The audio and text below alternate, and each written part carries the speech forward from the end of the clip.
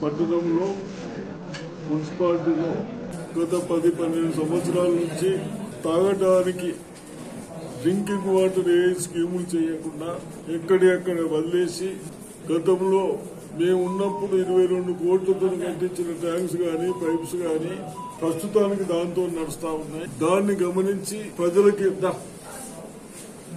ఇబ్బంది కావద్దని మన ప్రభుత్వం బోధన్ పట్టణానికి 50 కోట్ల రూపాయలు శాంక్షన్ చేసినట్లు జరిగింది. దాంట్లో కొన్ని మున్సిపాలిటీ కంట్రిబ్యూషన్ కూడా ఉంది. 3 కోట్ల వరకు వీటిని మనకు ఎక్కడైతే అవసరం ఉన్నదో అని ఇంజనీర్లు చూసిన ఎక్కడి వరకు కరెక్ట్ అని దానికి ఈరోజు నాతో సహా కలెక్టర్ గారు కూడా రావడం జరిగింది. కన్సల్ట్ ఇంజనీర్స్ కానీ వేరే ఇంజనీర్స్ కానీ కూడా వచ్చారు. చూసినాం ఎక్కడైతే అవసరం ఉంటుందో అక్కడే చేయాలి. లాంగ్ ఎక్కువ దూరం పైపు లైన్ తీసుకుపోవద్దు.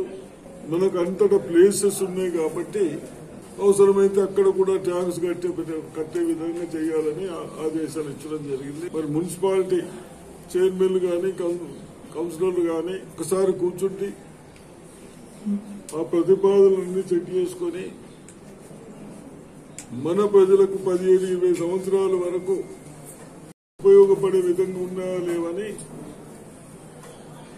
ఒకసారి పరిష్కరించుకుంటే బాగుంటుందని చెప్తూ తప్పనిసరిగా ఈ స్కీమ్ ను తొందరగా కంప్లీట్ చేసి ప్రజలకు డ్రింకింగ్ వాటర్ ప్రాబ్లం లేకుండా ఏదైతే డ్రింకింగ్ వాటర్ ప్రాసెస్ గత ముఖ్యమంత్రి కేసీఆర్ గారు,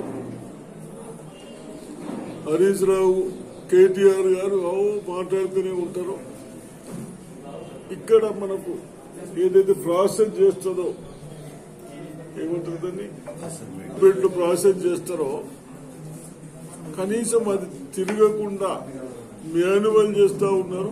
8 years అంటే తాగే నీళ్లు శుద్ధి చేస్తేనే మంచిగా ఉంటుంది, డిసీజులు రావని మనం ఇవన్నీ చేస్తా ఉన్నాం. అదేవిధంగా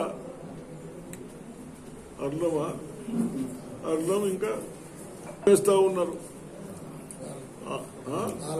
ఆలం వేస్తా ఉంటే ఆ మూటలు కూడా అడగలపోయినాయి.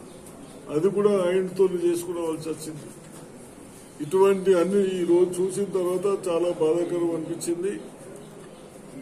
కన్సర్న్ ఆఫీసర్ గాని గత ప్రభుత్వాలు గాని అంటే ఇవన్నీ ట్యాంకులు ఎందుకు కలుసుకుంటున్నాము, అన్నం ఎందుకు కలుపుతున్నాము, ప్రాసెస్ యూనిట్ ఎందుకు చేస్తా ఉన్నాం, మన ఆరోగ్యాలు చెడిపోవద్దు, బాగుండాలా తాగే నీరు తాగటానికి అవన్నీ పక్కన పెట్టేసి మనందరికి ఇబ్బంది పెట్టింది. అవన్నీ ఆలోచించి తప్పనిసరిగా తొందరనే కంప్లీట్ చేయడానికి ప్రయత్నిస్తాం.